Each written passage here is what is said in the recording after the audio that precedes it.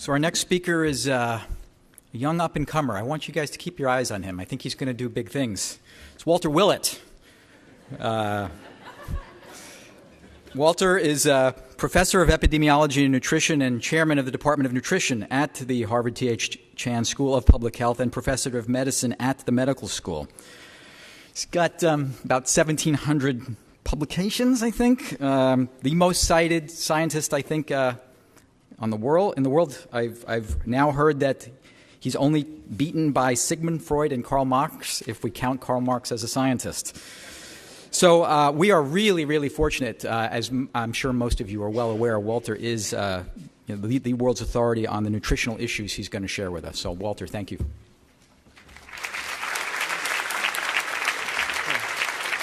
Okay. Thank you, Stephen, and Sam, and everybody who helped bring us all together here today. I'm going to give a quick overview looking at how we examine the relationship between food in our diets around the world and in the United States, and also how that touches the environment, and a little bit about what we can do about that. Our goal is simple. I think everyone's thought of this in one way or another. Basically, we want to have a healthy and sustainable diet for the world's population by at least 2051 time post, and of course beyond that. Sounds very simple, but obviously I think everyone here realizes this is one of the world's greatest challenges. Just briefly, I wanted to make the point, when we look at diet and health, we have to consider the substitution issue. This is a diagram of the diet of the United States. Basically, half carbohydrates, 80% of that, half is refined starch and sugar and potatoes, unhealthy carbohydrates, and then other good bit is red meat, and until recently, partially hydrogenated vegetable oils. So the basic point, though, is if we change one aspect of the diet, say it's fish or red meat, or any other major source of calories, that means we have to change something else, because we do regulate our energy intake really quite tightly, at least within 1% of the difference between intake and expenditure over a year's period. So in our analyses, it is important to look at substitutions. If we say red meat is or let's say butter is good for us or bad for us, it really depends on what we're comparing it to. That's the point. We've done many analyses looking recently at alternative major sources of protein in relation to health outcomes like cardiovascular disease and total mortality.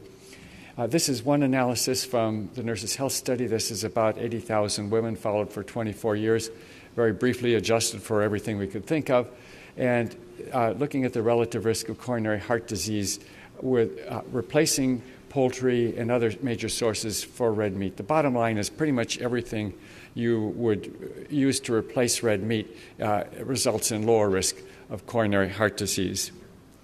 And those are 95 confidence intervals around that bar. We've looked at many other major outcomes. This is type 2 diabetes, and you can see, as we did in the previous slide, pretty much everything replacing red meat results in lower risk of type 2 diabetes. Plant proteins seem to be related to the lowest risk in these kinds of analyses. We've also looked at total mortality, and there the shape of the dose-response relationship is obviously critical. And what we see, this is men, we see the same thing in women. The National Cancer Institute AARP study found the same result. Basically, there's pretty much a linear relationship between the amount of red meat in the diet and total mortality. We've also been looking at earlier life diet, and that's turned out to be pretty interesting. This is really the first time we've been able to look prospectively at what people eat during high school and then what happens to them in later years.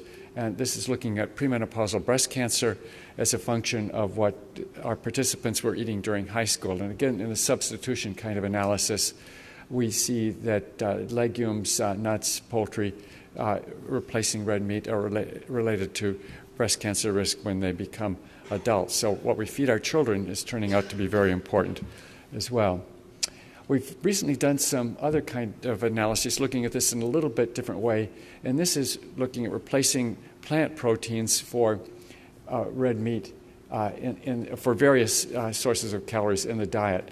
So in the first line, for example, we're replacing processed red meat with plant protein, and to the left of that vertical line favors the plant protein, to the right of it favors the alternative source at the top line, processed meat. And you can see, again, for pretty much everything we look at, replacing that animal source of protein by plant proteins is better, although actually poultry and fish are not too different. The difference, although statistically significant, is small.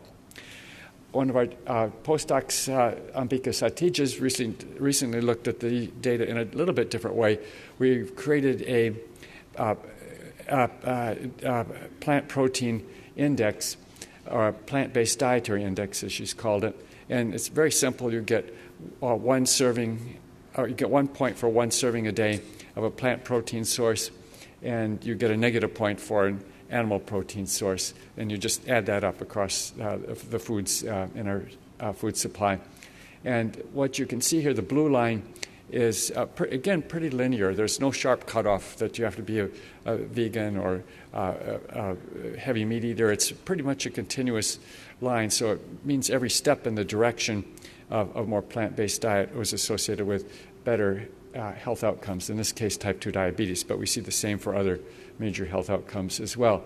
Now, plant-based diet is a little bit imprecise because Coca-Cola and Dunkin' Donuts are plant foods as well, and they obviously have some different effects. So we separated the plant sources of diet, plant foods, into unhealthy and then healthy plant foods. And so not surprisingly, when you add up things like Dunkin' Donuts and Coca-Cola, the red line there, that's related to higher risk.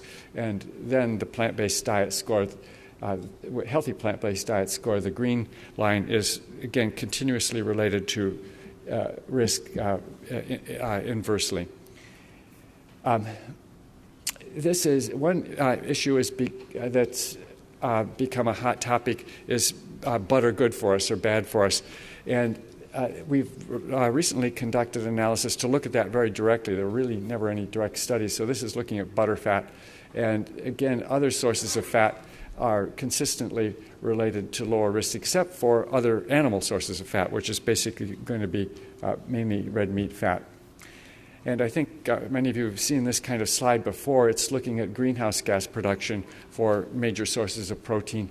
And the good news, it corresponds very well with health risks, that red meat, lamb and beef are related to by far the highest source of greenhouse gas. And on the right side, mainly plant sources, although chicken are related also to lower greenhouse gas emissions, much lower. This is looking at what we do with the food we produce in the United States. And the sad thing is our food supply is incredibly dysfunctional. The blue is basically what's the grain that's used to produce ethanol. The green is fed to animals, and only 10%, the dark blue up there, is actually consumed by humans. So we don't use our grain very effectively for producing food. This is actually from our family farm in Michigan. And this is sort of a sad picture because when I grew up, there were small fields, hedgerows teeming with biodiversity. But this is not only our farm, it's the next farm and the next farm, all compiled into one massive monoculture here. So biodiversity is almost non-existent in this picture. And that really describes much of what's going on in the Midwest. So it's sad we're producing this massive amount of corn. It's bad for humans. It's obviously destructive for the environment at the same time. And just a quick word about outside the U.S. The challenges are, of course, even greater here because we're so wasteful and dysfunctional. There's a lot of room for improvement, a lot of wiggle room there to make things better. But if we look at the projections by WHO to 2045, as we all know, we're adding close to 3 billion people by that time. And those 3 billion people are almost all going to be added in South Asia and Africa, in exactly the places where nutritional challenges are already most serious and severe, which creates a much greater challenge in those areas. What to do about it, of course, would take hours to discuss, so I was just going to mention one project that we've been working on for the last 4 or 5 years with the Culinary Institute of America. This is a program called Menus of Change, and everyone's invited to it. If you just you can Google that. It's going to be in June 20th to 22nd in Hyde Park, New York. And in this program, we bring together the leaders of the food service industry. As Stephen said, this is finding our partners who put many tens of millions of meals on the table every day for people in this country, and looking at their challenges and sharing what we see with them. And that actually has been, I think, a very rewarding process. They've largely bought into moving their diets, what they provide, toward what we see as a direction that will be both healthier for individuals and healthier for the planet as well. So just to summarize, a shift toward a more plant-based diet will have important health and planetary benefits. The U.S. food system, as it is remarkably dysfunctional. Efforts are needed at every step of the food system to reduce environmental footprints. You really do literally need to get down into the weeds to solve the problems crop by crop. And efforts to support population stabilization globally deserve our strong support. That's unfortunately often not part of the conversation, but I think we can't take our eye off that as part of the challenge as well. Thank you.